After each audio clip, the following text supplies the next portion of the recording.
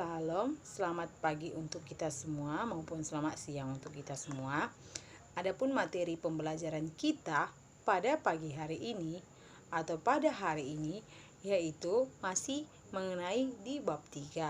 Tetapi hari ini kita akan masuk kepada bagian yang C, di mana bagian C ini kita akan membahas terhadap penguatan ekonomi dan agrikultur di Indonesia. Nah, simak ya. Adapun tujuan pembelajaran kita pada hari ini yaitu yang pertama, siswa mampu menjelaskan pengertian ekonomi maritim di Indonesia.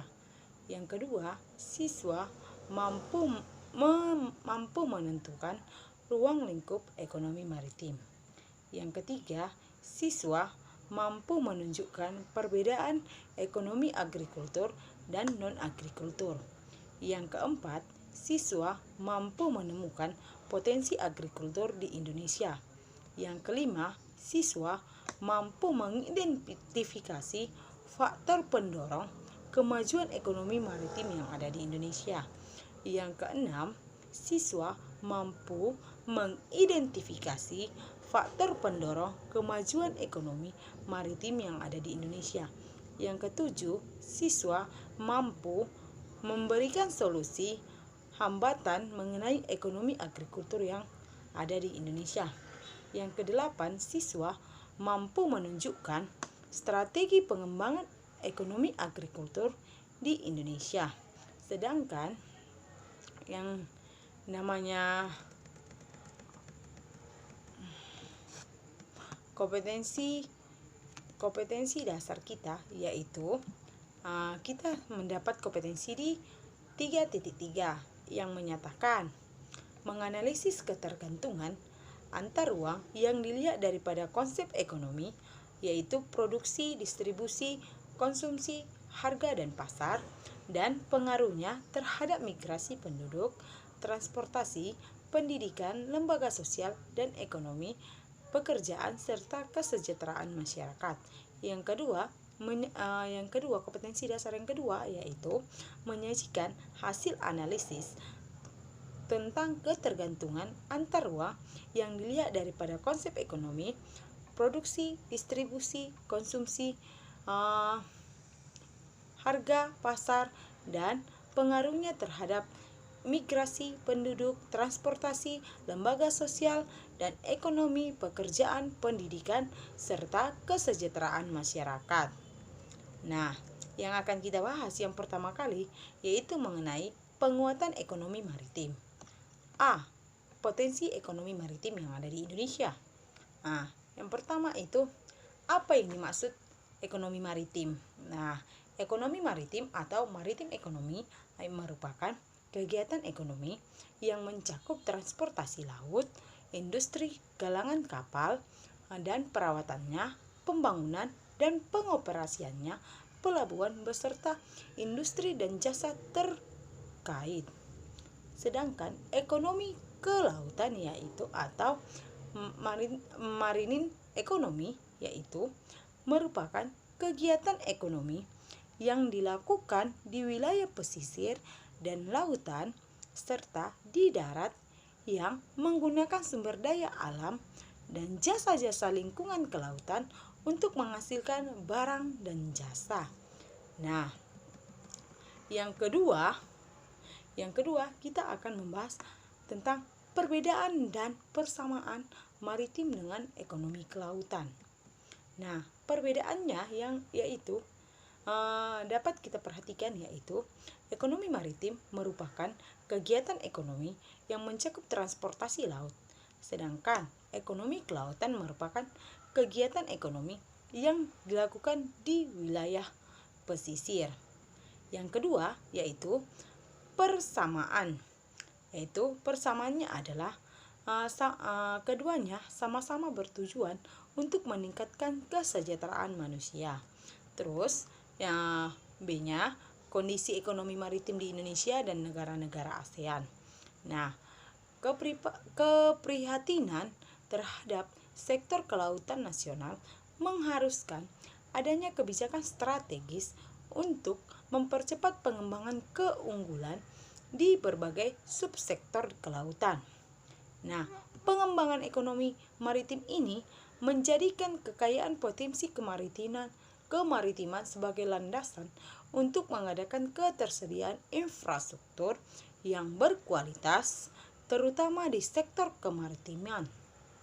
Dengan demikian, iklim bisnis dan investasi maritim yang baik akan terlaksanakan. Nah, yang berikutnya yaitu pembangunan di bidang kelautan diarahkan untuk mencapai 4 tujuan, yaitu yang pertama, pertumbuhan ekonomi tinggi secara berkelanjutan.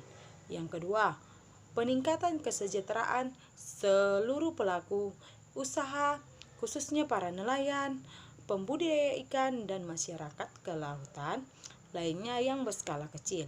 Yang ketiga, terpeliharanya kelestarian lingkungan dan sumber daya kelautan. Yang keempat, menjadikan laut sebagai pemersatu dan tegaknya kedaulatan bangsa.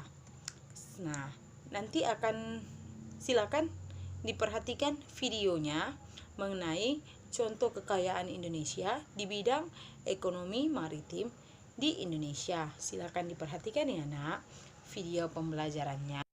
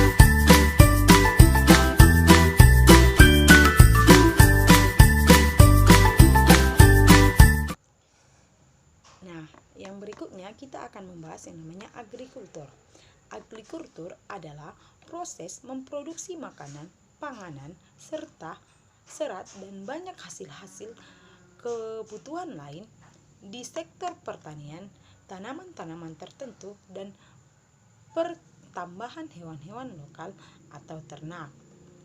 Nah, sejarah agrikultur yang ada di sebelum penjajahan. Nah, pertanian di Indonesia disebabkan oleh kombinasi berkah alam, yaitu unsur api, air, tanah, dan udara. Yang pertama, api berasal dari aktivitas pegunungan yang tersebar di Indonesia. Yang kedua, air berasal dari berbagai sumber yang mengalir yang membawa mineral-mineral berguna. Yang ketiga, tanah berupa dataran dengan drainase atau saluran air dan yang cocok dengan teknik irigasi. Yang keempat, udara merupakan hasil dari iklim agak lembab yang ada di Indonesia. Nah, daripada yang namanya kombinasi tadi itu menyebabkan pertanian di Indonesia sudah ada sejak zaman-zaman kerajaan Hindu-Buddha. Ini buktinya dari beberapa kerajaan seperti Kerajaan Majapahit, Singosari, Sriwijaya, dan kerajaan-kerajaan lainnya yang sudah kita bahas pada pembelajaran kita kelas 7 di bab 4 juga enaknya. Nah, mereka sudah mengenal yang namanya pertanian sebagai pemasuk atau income bagi suatu kerajaan dan memperjualbelikan hasil dari pertanian mereka. Pada masa penjajahan berkelanjutan pada Belanda atau pada VOC yang menjajah Indonesia selama 350 tahun dari tahun 1592 sampai 1942 untuk tujuannya mengambil kekayaan alam dengan cara mempekerjakan masyarakat Indonesia tanpa buruh dan dikenal sebagai yang namanya istilah kerja rodi. Nah, di sini kerja rodi ini semua masyarakat dipaksa untuk bekerja. Apabila tidak bekerja, maka tidak akan diberikan makanan atau akan dihukum. Hukumannya itu tidak hukuman sembarangan, yaitu mereka akan yang namanya dimasukkan ke dalam kurungan penjara dan tidak akan diberikan makan dalam waktu yang cukup lama sehingga dapat menyebabkan kematian. Nah, oleh sebab itu, karena kebijakan ekonomi Belanda, rakyat Indonesia, terutama rakyat kecil, dalam khusus petani, mengalami yang namanya kerugian yang sangat besar. Di mana kebijakan ekonomi Belanda tersebut dikenal dengan sebutan pajak tanah. Disebut bahwa semua tanah menjadi milik pemerintah Belanda. Oleh karena itu, para petani berkewajiban membayarkan sewa tanah kepada Belanda. Pemungutan itu dilakukan oleh Belanda secara paksa. Nah, berikutnya ada yang namanya penguatan agrikultur yang ada di Indonesia. Ekonomi agrikultur merupakan peningkatan perekonomian dengan memberdayakan pertanian. Kegiatan pemanfaatan sumber daya hayati yang dilakukan oleh manusia untuk menghasilkan pangan, bahan baku industri, sumber energi, dan mengelola lingkungan hidupnya, serta dukungan pemerintah dalam mengembangkan agrikultur antara lain berupa pemberian subsidi pupuk serta benih. Pemerintah juga selalu mengawasi harga-harga produk pertanian dengan tujuan untuk melindungi petani apabila harga-harga daripada suatu barang terlalu rendah. Nah, adapun potensi daripada agrikultur yang ada di Indonesia, yaitu yang pertama, salah satu pertanian yang ada di Indonesia yang berpotensi menjadi andalan adalah produk pertanian segar dalam bentuk buah-buahan dan sayur-sayuran. Nah, produk lain yang turut menjadi andalan adalah rempah-rempah dan bahan bakar nabati atau BBN. Nah, yang berikutnya potensi agrikultur Indonesia yang berikutnya yang kedua yaitu dengan didukungnya kondisi iklim yang tropis di bidang tanaman pangan, Indonesia memiliki tanaman unggul seperti padi, kedelai, kacang tanah, ubi kayu, dan berbagai vegetarian yang lainnya. Nah, yang ke potensi agrikultur yang ketiga yang ada di Indonesia yaitu jika dilihat dari sektor pertanian di Indonesia merupakan kontributor yang paling besar di dalam pendapatan nasional. Artinya, penyerapan tenaga kerja, penyediaan pangan, dan penyediaan bahan baku industri baik dalam sektor pertanian juga berperan dalam memeratakan yang namanya pembangunan melalui upaya pengentasan kemiskinan dan perbaikan pendapatan masyarakat. Selain itu, sektor pertanian ini juga telah menjadi salah satu pembentuk budaya bangsa dan penyeimbangan secara ekosistem. Sedangkan yang namanya peran agrikultur di Indonesia yaitu yang pertama, sebagian besar masyarakat Indonesia bermata pencarian sebagai petani. Yang kedua, merupakan sektor primer dalam perekonomian Indonesia. Sektor ini merupakan sektor penting untuk menyumbang hampir setengah dari perekonomian. Selain itu, agrikultur juga berperan sebagai penghasil devisa negara yang melalui yang namanya ekspor. Nah, setelah itu, pembangunan agrikultur atau pertanian di Indonesia mempunyai peran penting, antara lain potensi sumber daya alam yang besar dan yang beragam, bangsa terhadap pendapatan nasional yang cukup besar. Besarnya pangsa terhadap ekspor nasional, besarnya penduduk Indonesia yang menguntungkan hidupnya pada sektor ini, perannya itu dalam penyediaan pangan masyarakat dan menjadikan dasar pertumbuhan di pedesaan. Untuk itu, potensi pertanian Indonesia sangat besar. Namun, pada kenyataannya, sampai saat ini, sebagian besar petani kita masih banyak yang tergolong ke dalam anggota miskin. Nah, hambatan pengembangan agrikultur yang ada di Indonesia dapat dilihat yang pertama, skala usaha pertanian pada umumnya relatif kecil. Hambatan yang kedua, modal terbatas. Hambatan yang ketiga, penggunaan teknologi masih sederhana. Hambatan yang keempat, sangat dipengaruhi oleh musim. Hambatan yang kelima, pada umumnya berusaha dengan tenaga kerja keluarga. Hambatan yang keenam, akses terhadap kredit, teknologi, dan pasar rendah.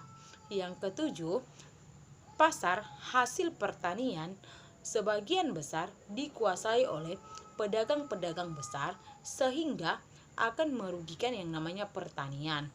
Yang berikutnya, alih fungsi lahan pertanian menjadi lahan non-pertanian. Yang berikutnya, kurangnya penyediaan benih yang bermutu bagi petani.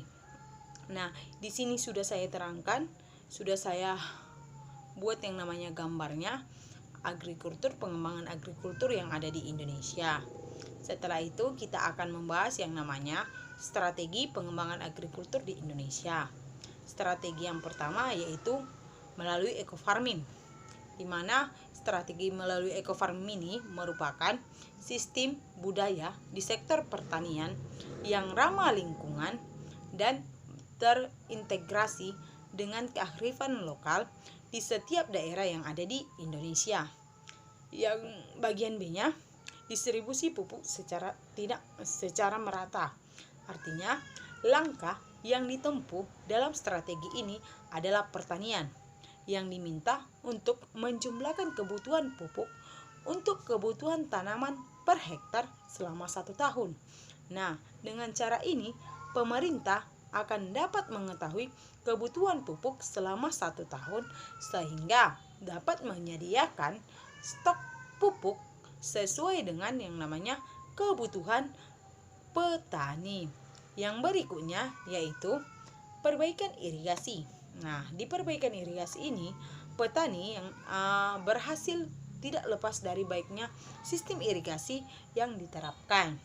Oleh karena itu, pemerintah mengusahakan keterjaminan ketersediaan air untuk pertanian dengan perbaikan dan penggandaan irigasi yang baik. Nah, strategi lain yang dapat dilakukan di sektor agrikultur atau pertanian adalah melakukan pembangunan dan perbaikan berbagai sarana pendukung sektor pertanian, yang dimana yang pertama yaitu pembukaan lahan baru sebagai tempat yang dapat membuka lapangan pekerjaan baru bagi masyarakat di Indonesia. Yang kedua, mutu sumber daya manusia yang mampu memberikan konsultasi bagi petani dalam meningkatkan produktivitas perlu ditingkatkan. Yang ketiga, yaitu mempersiapkan sarana dan prasarana pendukung bagi sektor lain yang menyerap pertumbuhan tenaga kerja Indonesia, baik itu melalui jalan, pelabuhan, listrik, adalah sarana utama yang dapat berfungsi mempercepat pertumbuhan ekonomi di sektor ini. Nah, sarana tersebut akan mempermudah distribusi hasil panen serta distribusi faktor produksi bagi petani. Nah, salah satu faktor kedatangan bangsa Belanda datang ke Indonesia adalah untuk mendapatkan yang namanya rempah-rempah. Dikarenakan Indonesia merupakan negara yang kaya akan rempah-rempah. Oleh karena itulah Indonesia juga dikenal memiliki tanah yang subur ditambah dengan iklim tropis yang mendukung dalam segi pertanian. Nah, kegiatan pertanian pada saat ini itu merupakan sebuah kerugian besar bagi para petani karena hasil panen pada saat itu diberikan kepada Belanda. Mereka juga mendapat siksaan berupa kerja paksa dengan upah yang minim. Petani harus membayarkan pajak kepada Belanda karena semua lahan petani adalah milik Belanda. Nah, sampai di sini materi kita. Shalom, terima kasih, sampai berjumpa.